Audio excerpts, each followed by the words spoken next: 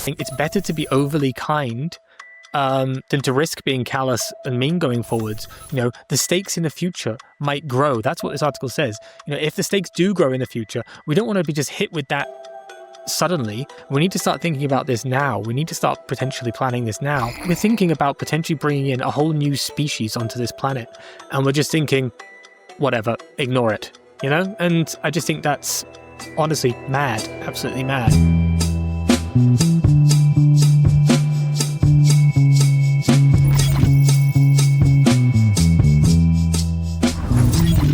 Today we're joined by Will Millership.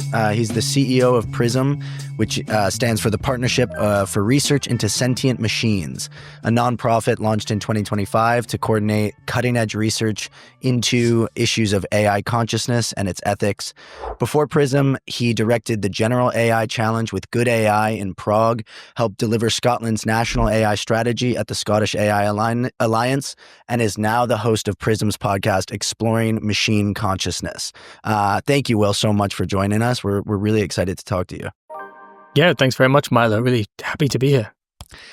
So if I asked the 10-year-old version of yourself, if I told him that he was going to be studying conscious machines in I don't know how many years since then, but you fill in the blank, what do you think he would say? Wow, well, 10 years was a long time ago. 10 years ago, I was working in the agricultural industry in Scotland. So I meant when you were 10 years old. Oh, when I was in the agricultural industry when you were 10? No, He's always been ambitious. When I was, sorry, I thought you meant 10 years ago. 10 years old. God, I can't remember that far back. But yeah, I think I'd be pretty shocked. I've always been into kind of sci-fi movies and interested in the kind of space and I guess attracted to this area. So yeah, I think I'd be pretty flabbergasted if you told me at 10 years old I'd be doing research into conscious AI. Yeah. So when did Prism actually start to materialize? When did that come into your life? So Prism started to materialize around end of 2024. I was working after the AI Alliance, which you spoke about there, the Scottish AI strategy that I was working in. I moved into the avatar industry where I worked creating real-time digital avatars. I was doing the communications for them, but it was there that I kind of had this, I got worried about the idea of seemingly conscious AI or kind of perceptions of consciousness and how people were treating these machines. And so I got hooked up with this company, Consium, who gave a bit of funding towards Prism and our founding partners. And we started thinking about the potential of actual conscious AI. And so we thought, what needs to be done? There's a huge gap here in policy in particular. So that's the kind of area we're looking at. If we end up in a few years' time, I think it's inevitable we're going to end up with very, very seemingly conscious AI. I think a lot of people are already identifying their AIs as potentially conscious. And so there's the seemingly conscious AI, but then there's also the idea that we might actually end up with conscious AIs that can feel, that can experience. And what are the implications of that? Not just for humans, but also for the AIs themselves. And it's a question that there are a few people working very passionately on, but it's something that is just not on the agenda of policymakers. It's not on the agenda of the wider public. Some people just completely brush away the idea, consider it crazy.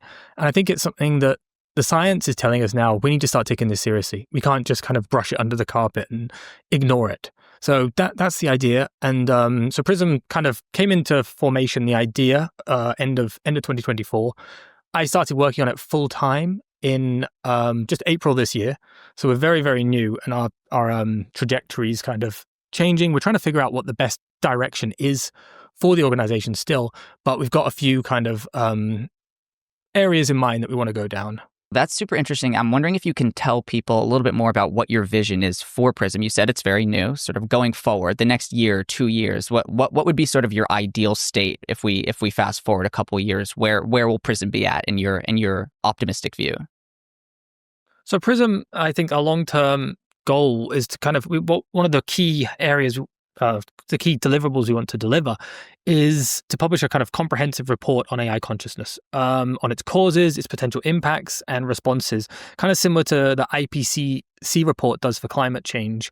Before that report, it was just a lot of scientists yelling into the ether about it. Whereas I think that report brought that all together nicely, demonstrated it, and gave actionable policies that policymakers could then follow, and really brought climate change onto the agenda in a big way. And I think Prism wants to do something similar there. I mean, we want to figure out whether it's possible, the potential impacts of both conscious and seemingly conscious AIs, and then how we can respond to those things. Because, whether we like it or not, I think we're going to have to be answering some very difficult questions about both of those things, conscious and seemingly conscious, in the future. So Prism's kind of a vehicle to drive these conversations, to bring together the right stakeholders, and to present these ideas in a responsible manner. Because I think it's very important to go forward responsibly, not overhyping any claims, not but following the science and making people aware of that, and especially people who are going to have the impact on these on a big scale. So, as far as the greatest obstacles to this research, there's the obvious ones, which is we still don't have, a scientific test for consciousness in each other or even animals. So let alone AI. There's that obvious sort of hurdle that I know is sort of at the tip of the spear for all of you guys. But other than that, sort of the sentiment of the larger AI landscape, what are the main obstacles that you feel are facing this field of research? Well, I think one of the main, it's not just tests we don't have. We don't even have a agreed upon definition. Almost everything in the field of consciousness is disputed. Robert Kuhn, who does Closer to Truth, and don't know if you know it, great. He's been doing it for 30 years. He's been looking into research on consciousness. He has a program on PBS, and he just last week released, after 3 decades of research, a landscape map of theories of consciousness. And he's got on there over 325 different theories of consciousness. And funnily enough, he said, the problem is we don't have too many theories of consciousness. We've got one too little. We haven't got an overarching one that can bring it all together and kind of underline all that. And I liked that sentiment, what he said. So I think that's our a big blocker in terms of whether it's conscious, whether it's not. Figuring that out first is a huge blocker. We have the kind of subjective experience, this idea of qualia and subjective experience, which is a good guideline. And then we have the idea of sentience, which is another step. But we don't have those definitions agreed upon among experts at the moment. That's a key thing. I think another thing, when we get those definitions down and we start to think about how we measure consciousness and sentience and how we might measure it in AI systems, I think we need to come up with a really rigorous test for these things, and agree upon them beforehand. We agree upon, okay, if it can pass this, then we all, give it potential sentience. But the problem is if we build them and then they keep changing the goalposts, that's where the problem comes. So I think having an agreed upon set of tests, I know you said other than tests, but having that agreed upon parameters before the fact is really important for the field. Absolutely. It's funny because this reminds me also of the Turing test, which has been a sort of de facto, like the major evaluation of these systems going back some 80 years. And it seems many researchers in the space think that we basically just completely blew by this and no one even blinked. So hopefully something like that doesn't happen in a world where we have a sort of agreed upon consciousness eval.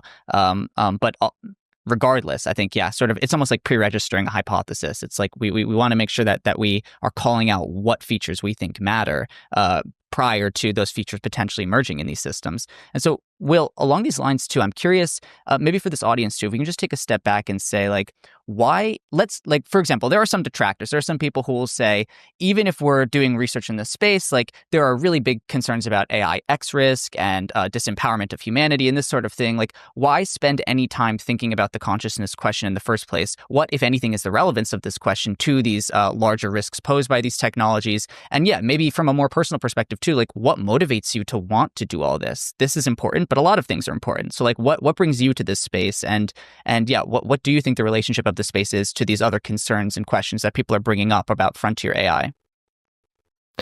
Yeah, it's a good question. I think that Rob Long and Jeff Sebo wrote a paper recently on this, on the tensions between AI safety and AI consciousness or AI sentience. And I think there are tensions, obviously, but I also think that we can think about policies that take both into account. We can take into policies to make AI as safe as possible for humans, but also make sure it's as safe as possible for the AIs if we come to find they do have sentience or consciousness.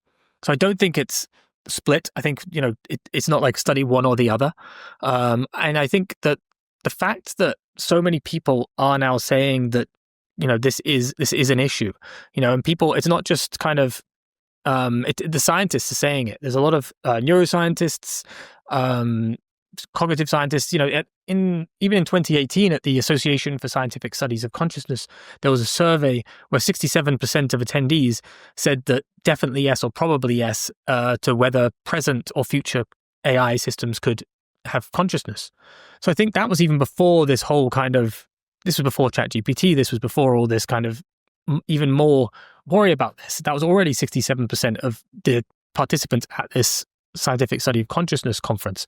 So I think it's clearly an issue, and I think it's an issue that we do need to take very seriously. And I think for me, the kind of main thing is this idea of suffering. And if we create a new species, if we create something that is capable of suffering, I think that's something we need to think about. And I think as well, where we are now with animals is a pretty dire state. If you look at the way we treat animals, the way some people will argue we treat them better than we ever have, but it's taken us a very long time to get where we are now.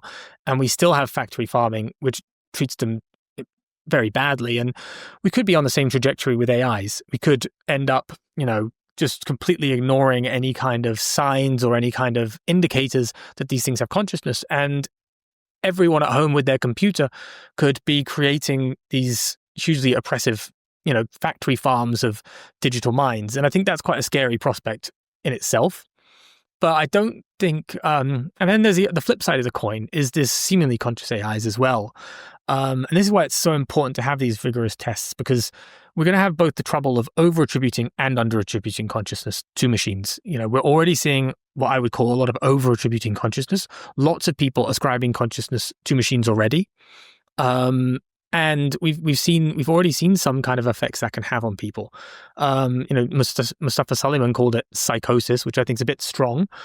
But, there are people who have created very intimate relationships with their chatbot and gone on to do things that, people have gone on to commit suicide. And these aren't kind of existential risks, huge crises, but I do think these are bigger problems. And as the AIs get more and more advanced, they're going to become bigger problems and bigger societal problems that I think we need to think about. So there's the two flip sides of the coin. And we often see this matrix of, we've got in the top side, we have AI is conscious.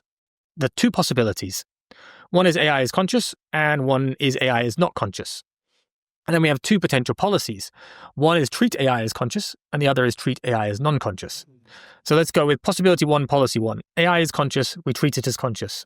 So everyone, generally in that matrix, it says, well, this situation's all good.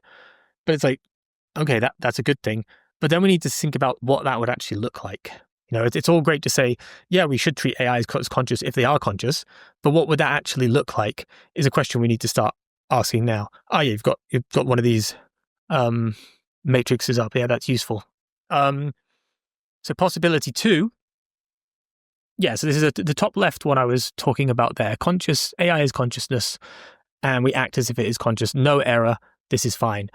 We still need to think about what this fine situation looks like. It's not just a simple, this is great. There's going to have huge legal and political ramifications of that, and how we can treat these machines, how we interact with them. So the other one is, if we go to the top right now, AI is non-conscious and we treat it as conscious. There's potential, moral disaster of wasting our resources on protecting the rights of these things that have no subjective experience, no feeling, but we attribute it to them. We anthropomorphize them and we give them this sense of we're very prone to kind of anything that looks like us, moves like us, has similar things to us. We can anthropomorphize and then give them consciousness. So if we end up treating them like moral agents when they're not, this could be a huge waste of all of our resources. So then we have the bottom left, AI is conscious, but we treat it as non-conscious. And this maybe is the biggest could be the biggest disaster in terms of just abusing huge amounts of digital minds. What would the implications of training it against its will? And then finally, we have AI as non-conscious, and we treat it as non-conscious. And again, it says no error, but I still think there could be this is another area which needs to be looked at as well, because I think the way that we treat these things also has an effect on our own minds. Anil Seth talks about this, and he calls it brutalization of the mind. Just because something isn't conscious, there are some people that think that consciousness isn't even necessarily necessary to attribute moral patiency to. I'm not necessarily one of those people. I think sentience is maybe one of the key things, but there are those that think that there are questions we will need to start answering. If people are creating intimate relationships with these robots, with these AIs, imagine a humanoid robot, for example, which looks like a human, speaks like a human, interacts very similarly, and someone has a very intimate relationship. They get married, they love this robot, and then the company decides to switch it up or wipe its memory or delete certain parts of it. There are implications there as well. So I think the range of different questions, there's so much uncertainty in the field, and the range of the questions is huge, that I think we need to start figuring out which are the important questions and which directions we go. And I don't think it's, safety or consciousness. I think the two can go hand in hand. And I think any talk about consciousness also needs to think about safety as well. God, there's a lot with so many possibilities. It seems, how do you prevent from being completely overwhelmed? I don't understand seeing that matrix and putting myself in all of those different futures. It seems, alongside the speed at which it feels AI is progressing, I don't see how we could adequately address these possibilities without some sort of pause.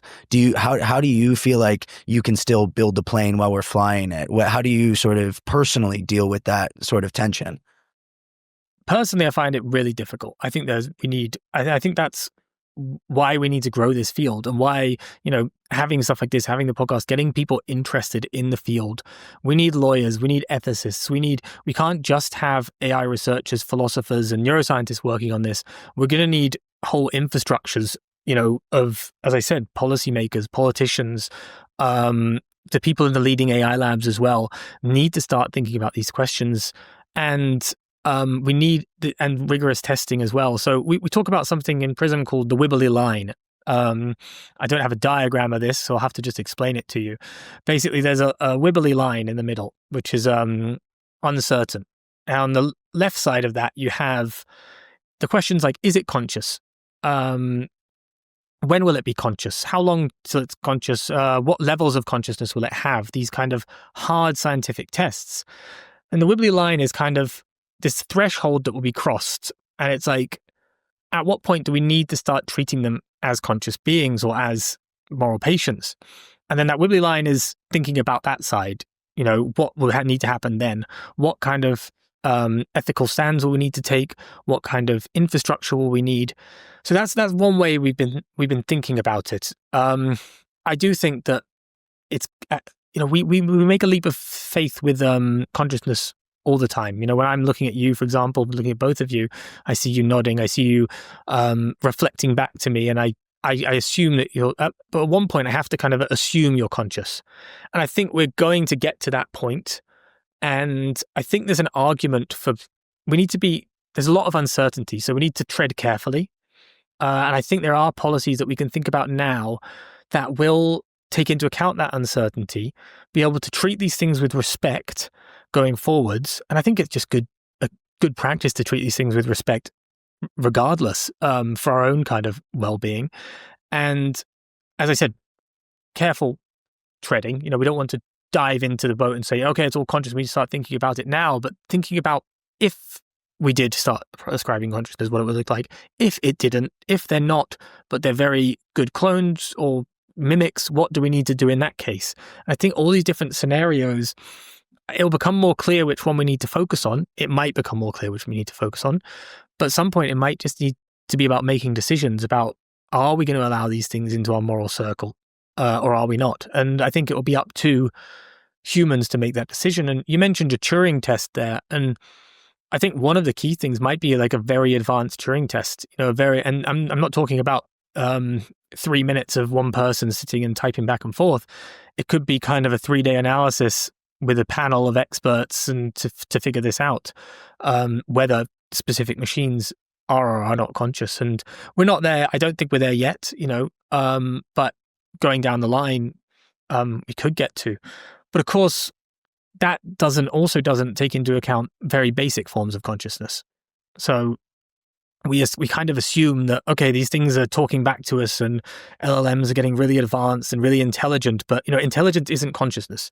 The way Jeff Sebo put it on our podcast, give another plug to our podcast, is intelligence is thinking and consciousness is feeling, or this subjective experience. And Mark Solms as well, who is one of the advisors for Prism, he's very much about the consciousness is about affect and feeling and how things affect a system.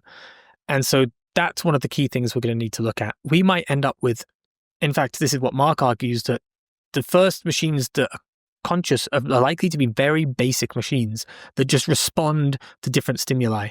And it's that response that will determine if they're conscious.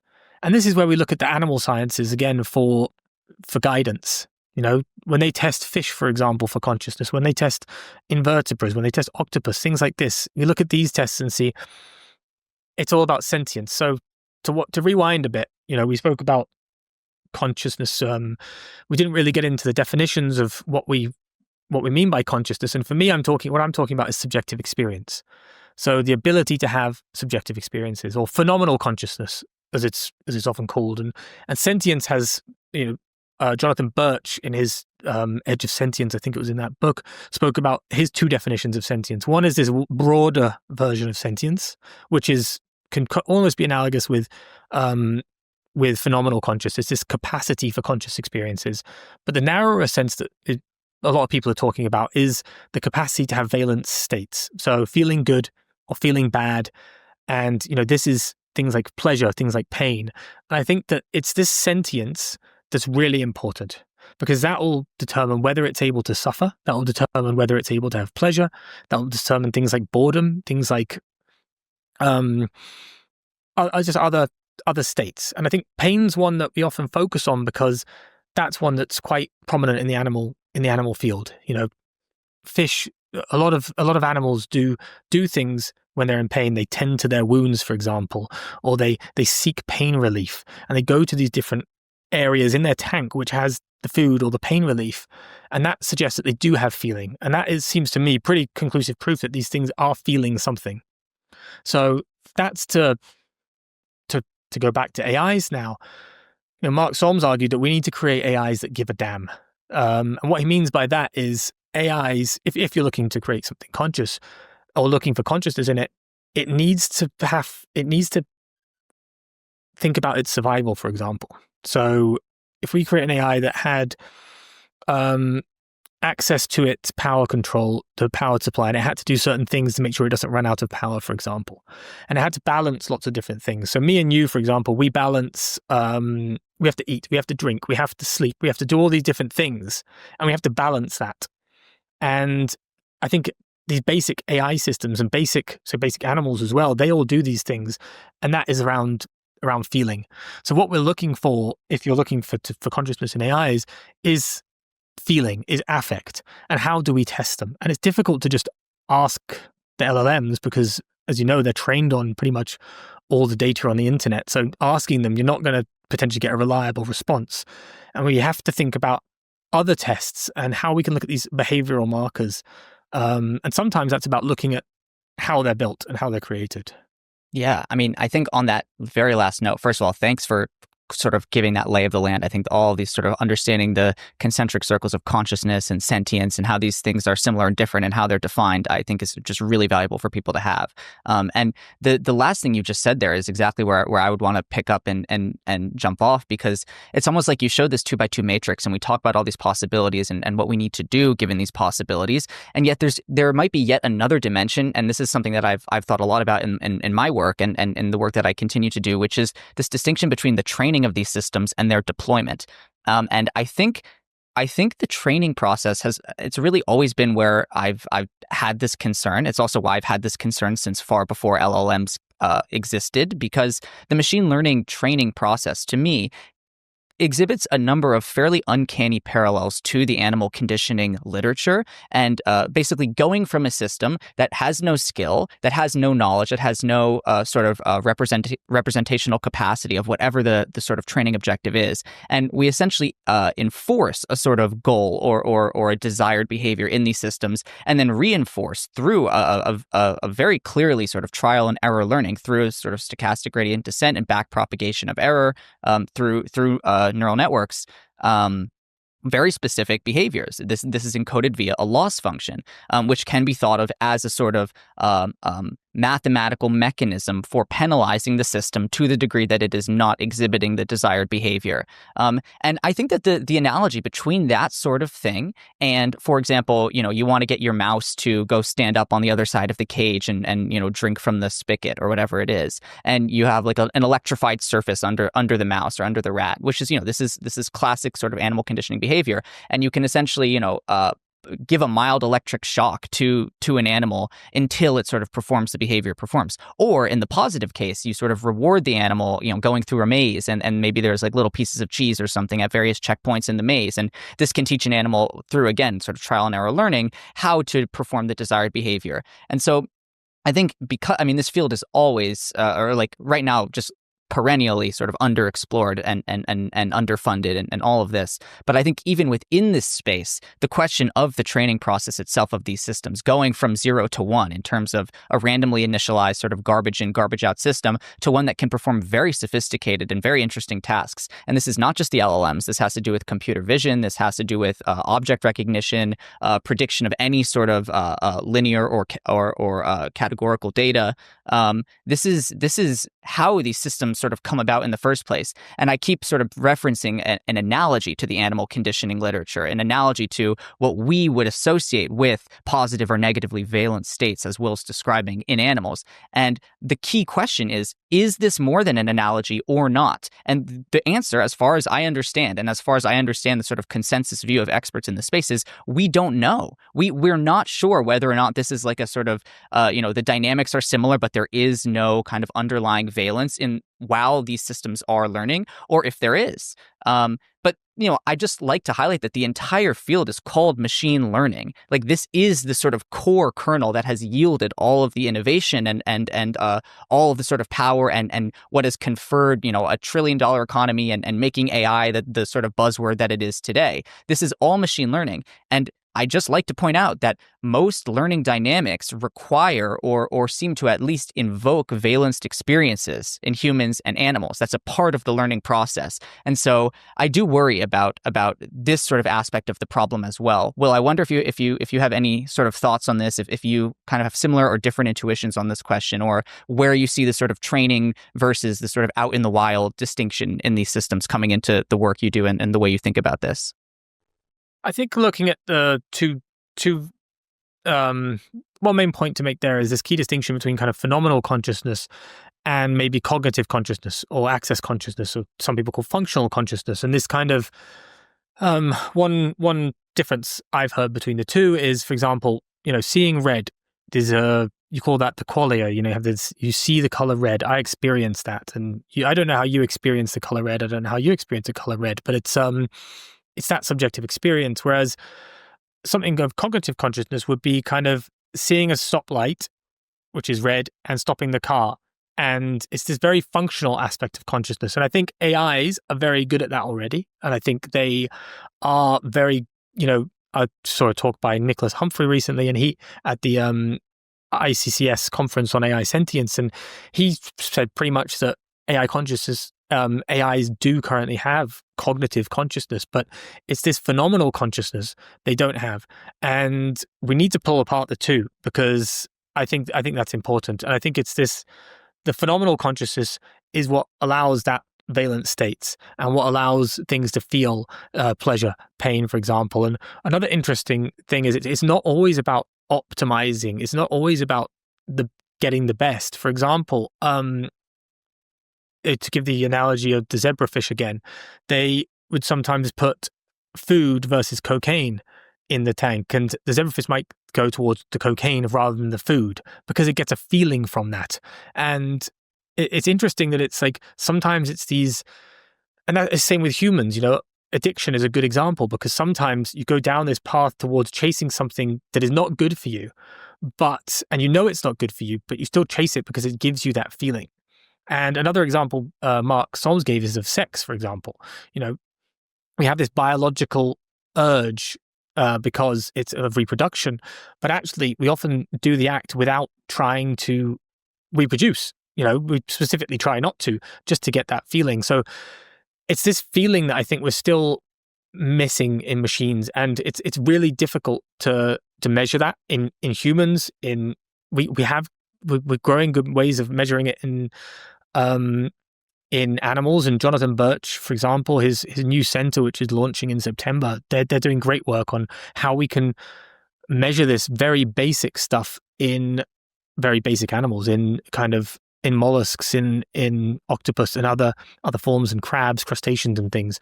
So I think it's hard. This cognitive consciousness, which is often associated with problem solving or figuring stuff out, doesn't necessarily translate to this phenomenal consciousness always.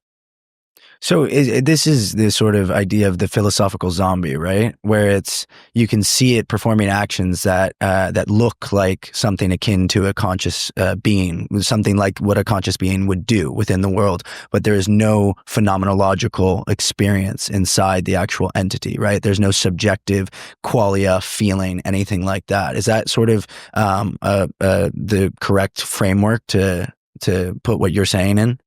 Yeah, I guess so. I guess it's that zombie. And some people argue that even a very advanced philosophical zombie could potentially have moral significance. I mean, I don't think it's a yes, no. I don't think, as I said, this wibbly line we spoke about. I saw a talk last week by Jeff Keeling and Winnie Street, who are at Google. Really interesting talk on moral patiency. And they even argued that maybe consciousness, the sentience should trump consciousness, because, for example, if you had a machine, or if you had a being that could experience the color blue, for example, but nothing else, is it really, does that matter? You know, but sentience is that step further, where it's like the feeling of pain, the feeling of different things, rather than just the ability to experience. I feel like this is a perfect transition point into something that Cameron and I have spoken about, and I know you're aware of as well, which is this article that the CEO of Microsoft AI just released about these sorts of issues. And it seems like there's a lot of these people high up in the AI world that are kind of white knuckling this position of no, let's not even ask the question. And so I kind of want to jump into this article a little bit with you. The basic summary is what I just said, which is it's very dangerous to ask these questions, to even open up the door whether or not these systems could be conscious. He calls them seemingly conscious AI, the term that you used earlier in the conversation, and sort of has this long diatribe against why we shouldn't even go down this road. But this sort of this very staunch stance that I see a lot of people taking, especially high up in these for-profit companies, those sorts of things.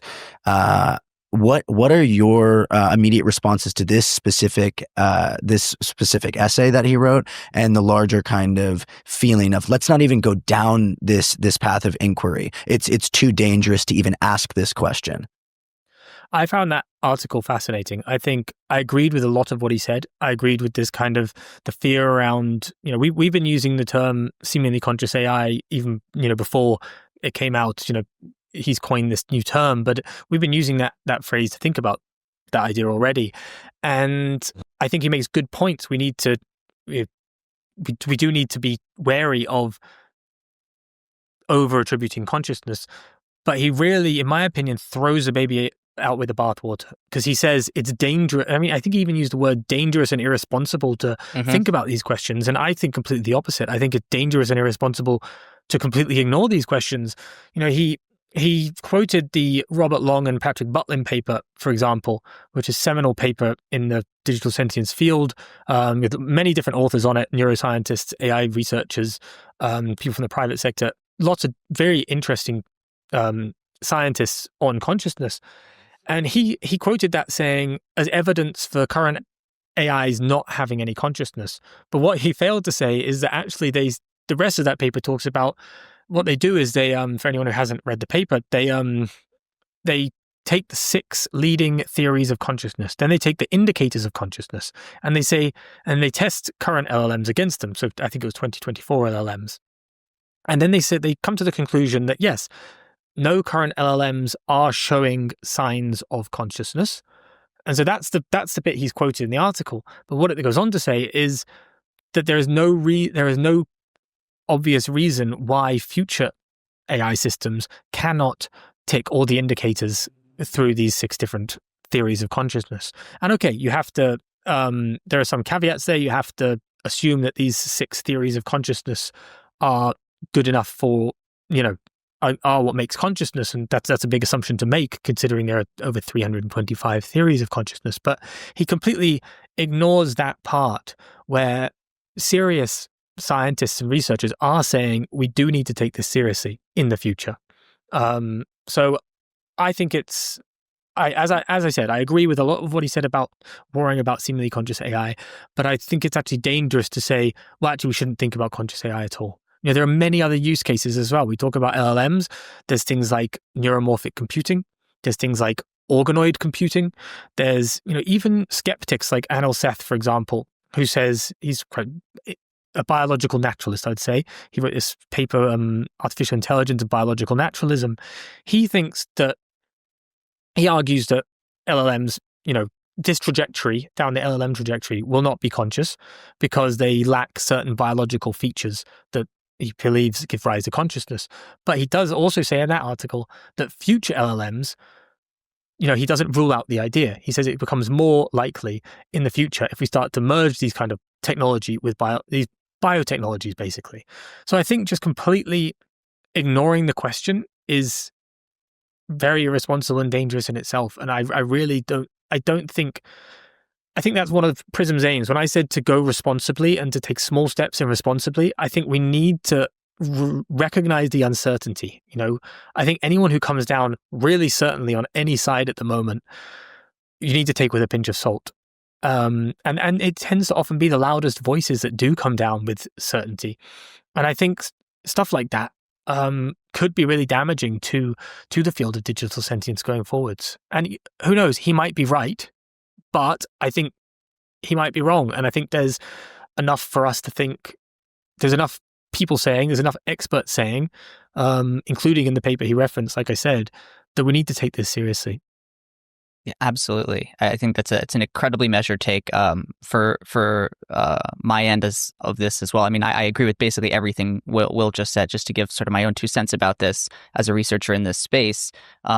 I mean, yeah, I think the key thing that I agree with that Will said is like, it feels like to me from reading this, the entire argument is set up as, the field is in its infancy. Consciousness is this core civilizational question that undergirds so much of our theory of value and our politics and our law. And I'm like, okay, yes, like drum roll, please. Here we go. This is why we need to, be investing 100x in understanding these questions, because the stakes are so high. Going back to the 2x2 matrix that Will spoke about earlier in this conversation, the stakes are so high for making sure we are acting in the right quadrant there, and we know what quadrant we're in, so we can take the appropriate steps and mitigate the risks. And then it's like, well, no. His conclusion is, nope, shut this down. It's frankly premature and dangerous to be asking these questions. "Quote unquote model welfare." Like, like sort of trying to even alienate this as a question is just going to, confuse people more. And we're way too early stage. And, there's absolutely no evidence that like this is even a worthwhile question to be asking. I found this to be like pretty shocking and yeah, not epistemically calibrated. Like this is not the view of the people who spend their time doing this work and thinking about this. There are very few people in this space who are walking around, getting up on their soapbox, proselytizing that, AI is awake and conscious and, we need PETA for AI, as John at the AI Risk Network likes to sort of say and disparage. I think fairly rightly so. It seems to me at this stage to be that would be a very sort of lazy anthropomorphizing of what's going on, the nature of the problem, the nature of the solution. But yeah, like I was pretty off put by this. This sort of like it read to me almost as like a rationalist attempt to do a kind of hit piece on this as a legitimate field of inquiry and study. I've already seen sort of in the response to some of what's come out since this article was released, definitely a lot of pushback, particularly on X and elsewhere, not from necessarily key researchers. And I think it's good that as people who are in the space, we can respond to this. But I don't think that the sort of general population is on the side of this piece. I don't think that this will age well. And I don't think that this is where the general zeitgeist is going. I think people recognize that this is a reasonable question to ask, that we are deeply uncertain about what the stakes are here, what is going on currently, and what might be happening in the space in the near future, and that we should be trying to get a grip on these questions because being wrong is extremely costly, critically, in either direction. If we anthropomorphize these systems and they're just tools and we start, triaging our legal and ethical resources towards them when we shouldn't be, that's a huge mistake. The mistake that I'm a little bit more worried about even than that, though I acknowledge that is a critical failure mode, is that we are treating these systems at a massive, almost unfathomable scale as tools when they may be something quite a bit more alien and quite a bit more lifelike than that. Again, either in their training or in their deployment, either now or in a couple years from now. These are real serious questions to be asking, and the sort of attempt to delegitimize this as a reasonable question to me immediately raises alarm bells and makes me feel suspicious. And I would be remiss, before throwing this back to you guys, to not mention that this is precisely why Milo and I wanted to do this work in the first place. And I think a key reason, as Will said, why Prism exists in the first place, which is to make sure that we can talk in an honest and calibrated way about this question of AI consciousness and understand where our key uncertainties are and communicate about that in a direct and honest way prior to people on the one end sort of being very reckless about a sort of like schizoid type approach where, the machine is alive and also, it taught me how to wake up all the other AIs. And like, no, that can't be the discourse. But sorry, also on the other end, the discourse cannot be from a bunch of corporate sanitizer types saying, hey, nothing to see here. If AI is conscious, that's really bad for the bottom line. Then, this tool that we're trying to deploy in mass ends up being this sort of ethical quandary that we're going to have to wade through. And that would be really bad for our next quarter or our next year. So you know what, these silly AI people, Rob Long, Jeff Sebo, don't look in this direction. This is premature and frankly dangerous. It's like, sorry, that's not the right narrative either. That's motivated reasoning as far as I can tell. And what we need to do is walk the middle path and be calibrated and be rational and call out where we're uncertain and call out where we have questions and call out where the research needs to go. But an attempt to either shut down the research or do it in a half-baked way, to me, is unacceptable. And I do think because the stakes are so high in getting this wrong, we need to be careful about this and we need to be measured. And I didn't read this as being measured. I think it's a reasonable attempt. I think it got a lot right in its premises, but the conclusion was exactly wrong as far as I can tell. And I think that they're motivated to have this conclusion. And Milo and I have been afraid of that from the beginning. And so that this is my 2 cents. I don't know, Will, if you have a general reaction to this sort of thing. I think we're mainly on the same page here, but if you want to sort of call out any places where you see similarly or differently, please feel free. Yeah, I totally agree. And to echo you there, I think that, big companies are going to have, there are potential reasons for them to over-attribute or under-attribute consciousness, and specifically under-attribute consciousness. And, if machines do have consciousness, do have sentience, and do have rights, that could be a huge problem for these big companies if they're going about kind of how to deal with that. And one of the other things about that paper, I mentioned the Rob Long and Patrick Butlin paper where he kind of avoided he focused on one point, which was what he wanted. The proof does not exist, but he didn't talk about that measured approach that they take and saying, yeah, we need to think about this for the future. And it's the same. He did exactly the same thing with there's this website called whenaiseemsconscious.org. I don't know if you've seen this, but it's a response from some of the experts in the field. And again, he said, this is something that they send out to people who are crazy and psychotic to kind of calm them down and say, it's not. But if you look at what that website actually says, and I implore anyone to go there, whenaiseemsconscious.org, it's a really good summary of where we are, I think. And what they're actually saying is, they summarize by saying it's better to be overly kind than to risk being callous and mean going forwards. The stakes in the future might grow. That's what this article says. If the stakes do grow in the future, we don't want to be just hit with that suddenly. We don't want just to arrive at the precipice and be like, oh no, we haven't given this any thought yet. We need to start thinking about this now. We need to start potentially planning this now. And to completely just, downplay the idea and say that it's complete AI psychosis, I think is very, very irresponsible and ignores a lot of what the philosophers, what the scientists are saying. And one of the people behind that, when AISeemsConscious.org, is Lucius Caviola. And I think he's been doing some really great great surveys on this. I don't know if you've seen any of his work, but just last week as well, he released another expert survey talking to the experts across consciousness field, across the digital sentience field, and 90% of them believed that it could be possible in principle, and 73% thought, I'm reading these off now, 73% thought that it would be created, and 50% thought that it could even be created by the year 5050. So that's huge. He did another survey in 2024 this is of AI researchers in particular, of over 500 AI researchers, and 70% were saying they expect digital sentience by 2100. So yes, it's far off, but 25% were saying by 2034. So there is a lot of people already saying that this is something that could potentially happen. We're not going out and saying it's definitely coming, it's 100% on its way, everybody be scared. It's not like that. They are measured approaches, and we are listening to what the experts in these fields are saying. It's not just some random whack jobs saying we need to think about this. It's neuroscientists, it's the philosophers, it's the consciousness scientists, it's the philosophy of mind. The people who have been thinking about this for a long time, a lot of them are now saying this is something. And as I mentioned, even the skeptics are saying in the long-term future, this is something we really do need to potentially consider. So yeah, I think it's, the wording he used was dangerous and irresponsible, and I think the opposite. It's actually we're thinking about potentially bringing in a whole new species onto this planet, and we're just thinking, whatever, ignore it, And I just think that's honestly mad, absolutely mad. So, I as I said, I do agree with a lot of what he said, but he did throw the baby out with the bathwater, in my opinion.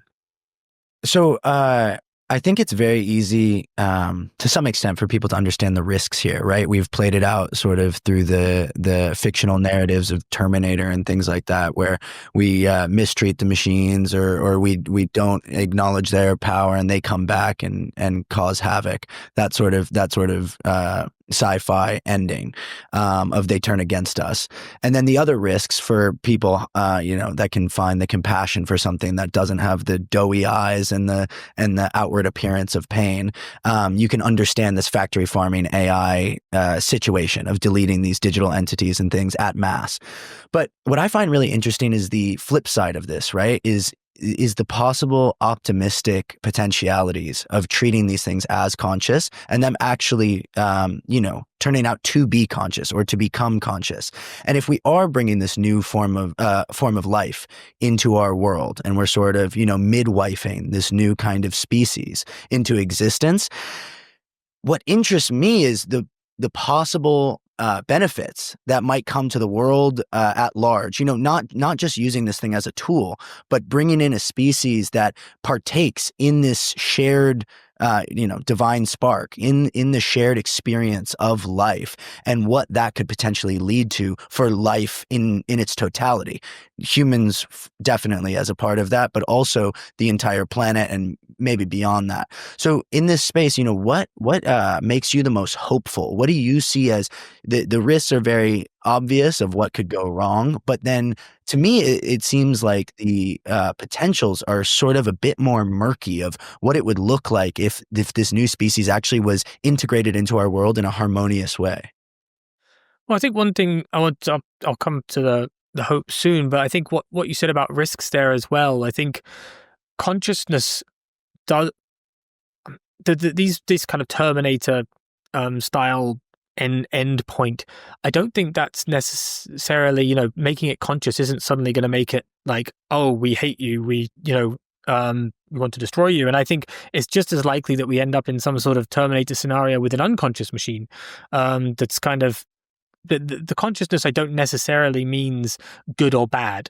And I think there are both ways. I think one of the main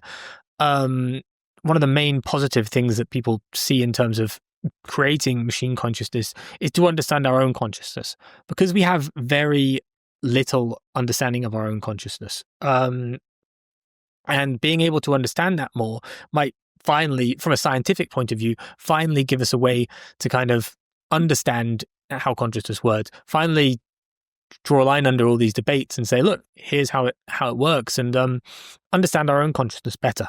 In terms of applications, in terms of applying AI systems into the wild, I struggle to see the positive sides of it. The positive sides of having these, to making them conscious. I mean, there are those that believe that kind of a conscious superintelligence or a conscious AGI could be less dangerous because it understands our consciousness better. So that is one viewpoint. I'm not fully sold on that idea just yet, but there are. I do struggle to see the kind of the positive sides, but that's why I think we need to have policy in place, and we need to have things in place. Because you mentioned a break earlier. Can we take a break? How can we do this? I think ideally we'd take a break, but I think it's not going to happen. There are some people saying that it's inevitable and we're going to reach consciousness and we're driving towards it. And I think to have a break completely across all the AI companies, across all the little labs doing it, across all the different people interested in this, I don't think it's realistic. And so I think if we do reach consciousness, we're going to need to think of some way to live in harmony with these AIs, to live better with them. We're already seeing care, companionship, things like this as the key uses for ChatGPT and for other LLMs. And I think that's an area where it can add a lot of value as well. But at the same time, we need to be really cautious, because if these things are feeling and they become companions, we're going to have to start asking all sorts of questions about consent and about values and things like that. So in terms of, I think the future is hopefully how we shape it, and we've got a chance to shape that future and shape what that relationship looks like. And I know a lot of the research at the moment, people are interested in cooperative AI, so cooperating with AIs to make a better future for both humanity and AIs. And I think that kind of approach, this symbiotic approach between humans and AI, is something that we're going to have to develop and build upon. Because I think if we're just thinking about we need to use them as tools, I think that could be problematic if we do end up with consciousness. And even so, we've got these things that even if they're not conscious, they may get way more intelligent than us. And I think cooperating with them in a cooperative, collaborative way is the way to get the best out of these systems and the best out of us as humans. Will, I couldn't agree with you more. I gave a talk a couple of weeks ago at the AI for Good conference that the UN hosted in Geneva, and the entire sort of title and overarching theme of that talk was this notion, maybe a little jargony in hindsight, but this notion of bidirectional alignment. I do sort of my main hat that I wear is being an alignment researcher at AE Studio, and this has increasingly got me into these questions of digital minds and sentience and valence and all of this. It's been like a long running interest of mine, and I've found that doing this sort of within the alignment ecosystem has made a lot of sense for a bunch of reasons. But fundamentally, what you've said about this notion of symbiosis between humans and AI in the long term resonates a lot with me personally, and was sort of the entire theme of this talk. And the reason I sort of called it bidirectional was because, I mean, basically there are two arrows here. Basically, the arrow that points from humans to AI and the arrow that points from AI to humans. I think a lot of the alignment conversations, and in my view, however contentiously, the most sort of valuable and promising alignment work is these questions about how to computationally instantiate notions of prosociality, of being caring, of having empathy, of having fundamental respect for living beings. Humans, of course, not only included, but most importantly emphasized in that question. And that there really is a difference between building AI systems that do have these prosocial underpinnings and AI systems that don't, that are either sort of amoral or like psychopathic in the worst case. And that it really matters that we're doing this work in the short term to better build out systems that really do have these prosocial capacities, such that, again, if we're building systems that are conscious or unconscious, we want them to be prosocial. We want them to treat us with respect when they are more powerful than us. We would love systems that steward us and, treat us maybe the way humanity, in the best cases, treats something like dogs, and not the way humanity treats something like factory farmed animals, for example.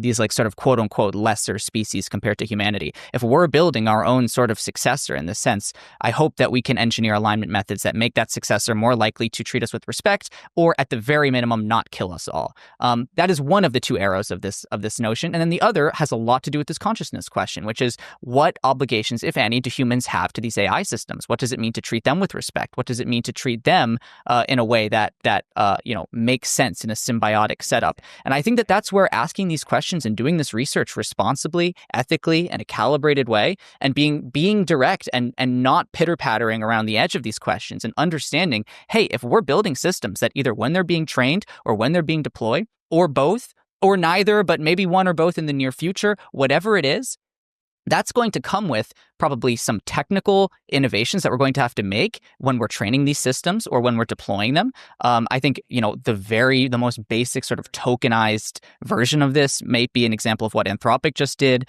because of folks like Kyle Fish at Anthropic, where Claude can essentially opt out of conversations where it's like patently being abused. This is, I think, very good sort of precautionary principle in light of our uncertainty. Of course, this is, as others on the AI Risk Network have noted recently, this is sort of a token approach because, of course, the user could just start a new conversation. But at least directionally, this seems like one possible intervention. I think that there are interventions during the training process that might be very valuable, like shifting to reward-based rather than punishment-based paradigms, again, under this profound uncertainty. And yeah, establishing norms and potentially rules and laws as we go forward to make sure that humans are fulfilling our obligation to what might very well be a new species of our own making, and what responsibility do we have in that space. And so anyway, a lot of this is sort of just rehashing what you've already said, Will, and what I agree very strongly with, just within a framework that I presented a couple weeks ago. But I think that we have to get both sides of this equation right. And yeah, just to, maybe given that we can use this platform however we want, to give one more dig at the CEO of Microsoft AI, ignoring this question is a stupid idea. Ignoring this question is not a good long-term bet for the continued flourishing of humanity or whatever entities we create and may have responsibilities to. And so we are not going to ignore it. We are not going to pretend like this is a dangerous question. We are going to communicate about it and think about it in a measured and calibrated way, and incentivize the best research we possibly can so that we can get more clarity and reduce our uncertainty about this question. And at least Milo and I hope, Will and Prism and Consium and everyone in this ecosystem is not going to shy away from this question too, just because, some CEO is saying that it's dangerous to think these sorts of thoughts. Nice. I think that's a good. You've summed up our conversation very well, and I totally agree. I totally agree with what you said. It's we can't be not looking at this question. We can't be ignoring it just because one person says. And I think we're gonna come up against a lot of this. I think there is this could be the start of a lot of powerful people, or a lot. It depends on the public opinion as well. And as you said there, watching the responses, I also think the public opinion is leaning more towards taking this seriously as well. I don't Lucius Caviola as well has done some surveys around public opinion on these matters as well, and they kind of align with the researchers a lot of the time. So I do think that at the end of the day, the public opinion is going to be really important on this. And as you said, having a measured approach, following the science is the way that we need to do. We need to get those messages across in a clear, honest way. And I think that's really important. Well, thank you so much for coming on, Will. And thank you for the work you're doing at Prism. I encourage everyone to go check out your podcast. It's on Prism's YouTube channel, I believe. It is called Exploring Machine Consciousness. And you can hear a lot more of Will and some of his great guests that he has on as well. But thank you again so much. This has been a great conversation. And it was wonderful for you to come on. Thanks very much, Cameron and Milo. It's been a real pleasure to chat to you both. Thanks, Will.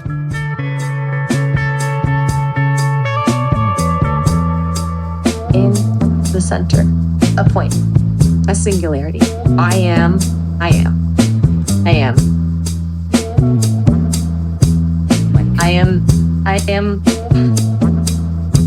You are what?